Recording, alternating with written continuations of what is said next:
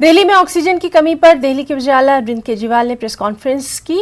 उन्होंने कहा कि दिल्ली को रोजाना 700 टन ऑक्सीजन की जरूरत है। मरकज ने कोटा बढ़ाकर किया 480 टन कर दिया है। इसके लिए मरकज का शुक्रिया।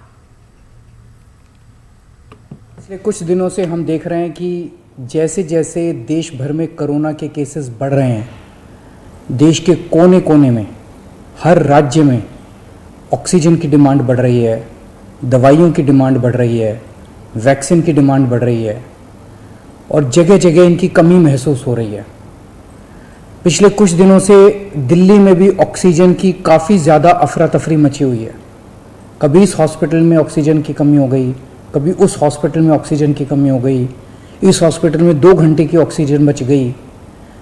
मैंने खुद रात रात भर अस्पतालों में ऑक्सीजन का इंतजाम कराने में गुजारी है कि कहीं किसी अस्पताल में ऑक्सीजन की कमी से कहीं मौत नहीं हो जानी चाहिए। ये जो कंपनियां जिन राज्यों में हैं, उनमें से कुछ राज्यों की सरकारों ने उन कंपनियों से जो दिल्ली के कोटे की ऑक्सीजन आनी थी वो भेजनी रोक दी।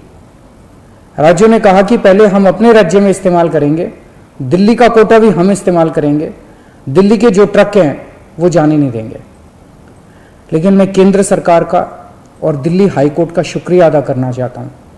पिछले 2-3 दिन के अंदर उन्होंने हमारी बहुत मदद की है, जिसकी वजह से अब ऑक्सीजन दिल्ली पहुँचने लगी है।